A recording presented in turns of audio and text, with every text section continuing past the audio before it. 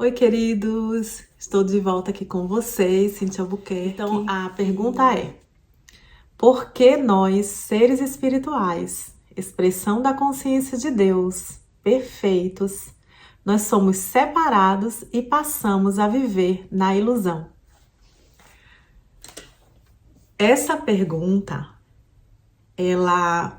se a gente for bem honesto, né? A gente vai realmente admitir que todos nós ficamos com essa pulga atrás da orelha, como se Deus é infinito amor, se Deus é bom, se Deus criou todas as coisas, se Deus é perfeito, fez o Filho perfeito, a criação é perfeita. Como assim? Por que nós, na realidade, olhamos para nós e não vemos esse Filho perfeito de forma alguma, não vemos esse mundo perfeito, não vemos essa realidade de Deus?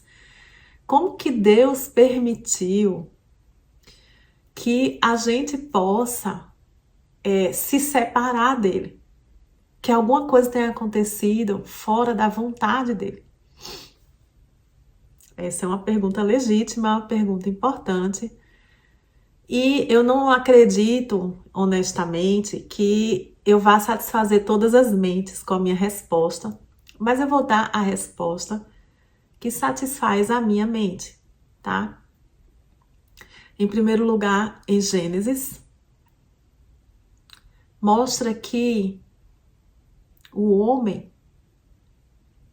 foi quem tomou a decisão de, mesmo estando no paraíso, mesmo o homem estando pleno, porque ali tudo estava para ele perfeito, todas as coisas foram dadas a ele, mesmo assim, o homem teve um desejo.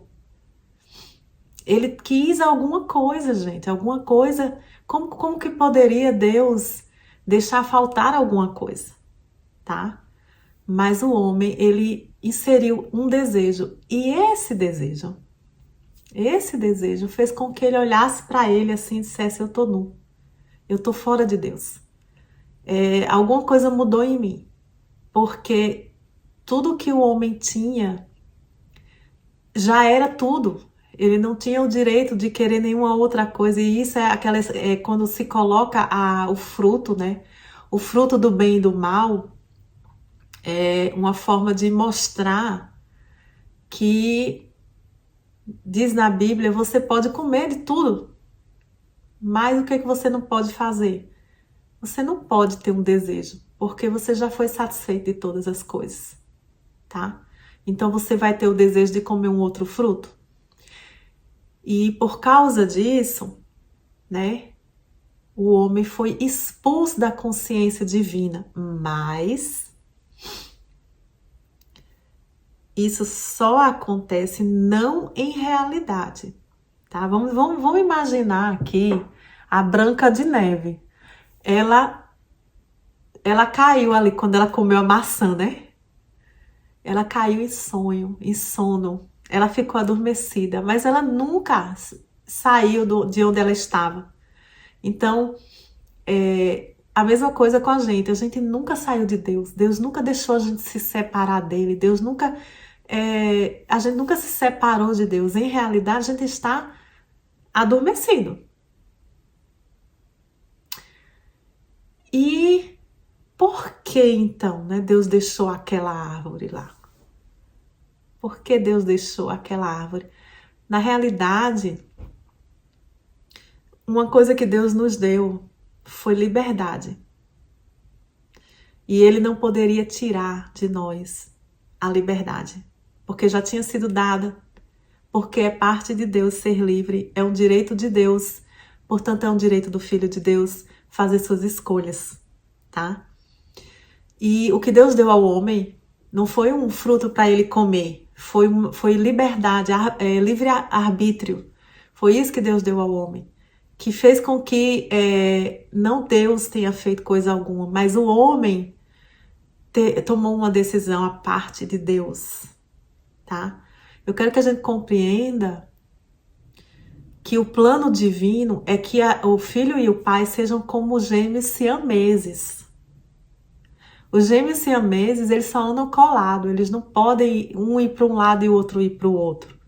Eles não podem tomar decisões diferentes. E isso foi o que aconteceu. O filho resolveu tomar uma outra posição, a parte daquela que foi aquela que Deus determinou para ele.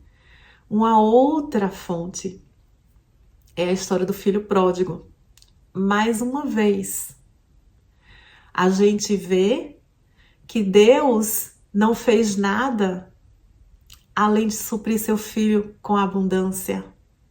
Mas o filho decidiu: eu vou viver por mim mesmo. Eu vou ter a minha própria vida. Eu vou fazer sozinho, eu vou cuidar de mim, eu vou tomar minhas próprias decisões. E aí o filho vira as costas para o pai, tá? Então a gente não pode culpar a Deus, porque na verdade essa foi uma decisão do filho de Deus e não do pai, tá? Eu tenho uma terceira fonte, que é o 100, tá? No 100 fala justamente que o Filho de Deus.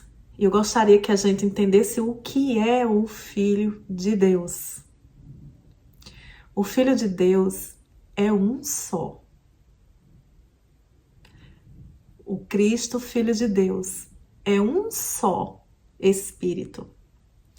Que, por ter caído nessa ilusão, ele se vê dividido, ele se vê bilhões de pessoas, tá? E animais e coisas. Mas, em realidade, ele não só é um só com Deus, mas ele é um só com a criação de Deus. Ou seja, nós continuamos sendo um só, nós continuamos tendo uma mente só, mas nós temos um senso de separação, um pensamento de que somos separados, tá? E o 100 diz que que o Filho de Deus, ele quis fazer uma coisa que ele não podia fazer, que era criar qualquer coisa à parte de Deus, porque eles têm que co-criar, Deus Pai e Deus Filho. E ele, então, resolveu criar a ele mesmo, tá? Só que aí, quando ele cria a ele mesmo, ele cria imperfeito, finito, mortal, carnal, cheio de dor, cheio de fraqueza. Por quê? Porque a força do Filho de Deus está na união dele com o Pai. Então, essa é a explicação que eu tenho para dizer, a razão por que isso aconteceu com a gente. E eu gostaria de aí, neste mesmo ponto aqui que a gente está vendo, que a gente comece a perguntar se a gente não continua fazendo a mesma coisa. Todas as vezes que a gente decide viver por si só, quando a gente decide que quem vai sustentar a gente é o trabalho, ou é alguma pessoa, ou é a gente mesmo. Eu digo, eu vou me sustentar, eu tenho a minha própria capacidade, entende?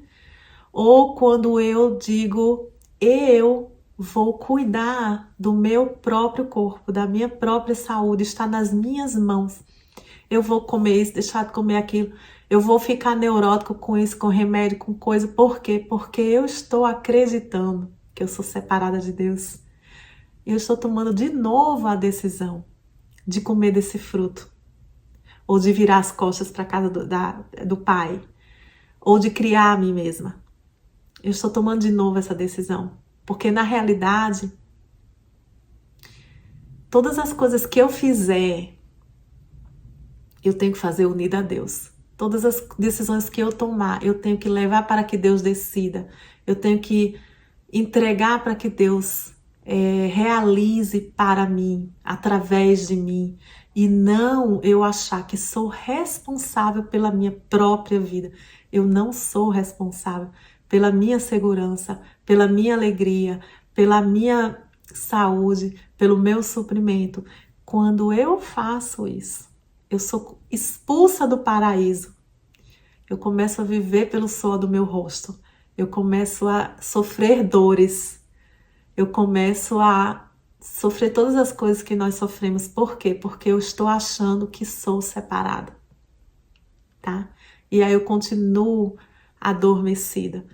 Então, a gente, nesse processo que a gente está, se a gente foi convencido disso, se isso realmente satisfez o nosso entendimento, a gente deve ir para Deus, gente, perguntando: Pai, como é que eu volto para casa? Que coisas eu preciso fazer? Que coisas eu preciso entender? Como que eu volto e dependo completamente e somente de Deus? Como que eu faço para me entregar assim nos braços de Deus, sabe? Porque a gente perdeu a confiança porque a gente achou que era a gente mesmo que tinha essa responsabilidade, tá? Então, eu queria dividir com vocês que hoje me foi revelado uma coisa interessante quando eu estava lendo a Bíblia. E uma coisa que eu não entendia, gente, eu não entendia de jeito nenhum. Era uma coisa assim que não, poxa, mas como? Mas por quê? A passagem em Marcos 11, aonde Jesus, ele amaldiçoou uma figueira e a figueira secou. E eu ficava assim, Deus do céu, como que Jesus vai amaldiçoar alguma coisa? Fazer com que uma figueira seque, amaldiçoe. A gente não entende aquilo ali. E hoje, ao ler essa passagem, eu entendi que mostra na história que Jesus estava viajando de uma cidade para outra e ele teve fome. E aí ele viu a figueira, estava cheia de folhas. Mas quando chegou lá, não tinha fruto. E aí Jesus disse que nunca ninguém mais come um fruto teu. Por quê? Porque Jesus, gente, ele se alimentava na realidade do Espírito. Jesus comia quando ele queria. Jesus tinha alimento que o mundo não conhece. Ele se satisfazia e ele se alimentava do próprio Espírito dentro dele, tá? Então, se ele olhou para fora em busca de alguma coisa para se alimentar, naquele momento ele viu que não havia fruto lá, que era fora dele. E ele diz que nunca ninguém coma desse fruto mais ou queira ou busque fruto em você, porque o fruto que a gente tem que buscar é o fruto espiritual, é o que está dentro de nós, não o fruto material daquela figueira. E ao perceber isso, Jesus amaldiçoou aquela ideia. A ideia de que ele ia se alimentar de algo que estava fora dele. E a gente tem que se alimentar o tempo inteiro de tudo que vem do Espírito. Se alimentar no amor do Espírito, se alimentar na vida do Espírito, se alimentar na fé do Espírito, se alimentar em tudo que é espiritual. Obviamente, eu não estou dizendo que a gente não vai comer. Eu estou dizendo que a gente, quando come, é uma representação de um mundo material. Mas, em verdade, quem nutre o meu corpo é o Espírito. A nutrição do meu corpo vem através do Espírito. É a mesma coisa de suprimento. O dinheiro, o papel, não é o suprimento, é só uma forma material de expressar aquilo ali. Mas a gente não vai buscar o suprimento no papel, a gente vai buscar o suprimento na consciência, no espírito. Assim, da mesma forma, quando a gente vai se alimentar, quando a gente vai... quando a gente pensa que tem que cuidar do nosso corpo, na realidade a gente entrega esse corpo a Deus, tá? E a gente se alimenta das coisas de Deus e o corpo está sendo cuidado, porque o corpo é responsabilidade de Deus. A nossa vida é responsabilidade do Espírito. E nessa unidade, dando a Deus a responsabilidade por tudo, eu me reúno com o Pai, volto e tomo a decisão certa, que é a de não virar as costas para Deus, que é a de deixar que Deus seja o meu Pai, que seja o meu Criador, que seja o mantenedor da minha vida. E aí eu não tomo mais essa atitude. E neste momento, neste pensamento, nessa decisão, eu estou começando a acordar de novo para o meu ser verdadeiro. Muito obrigada pela pergunta. Deus te abençoe.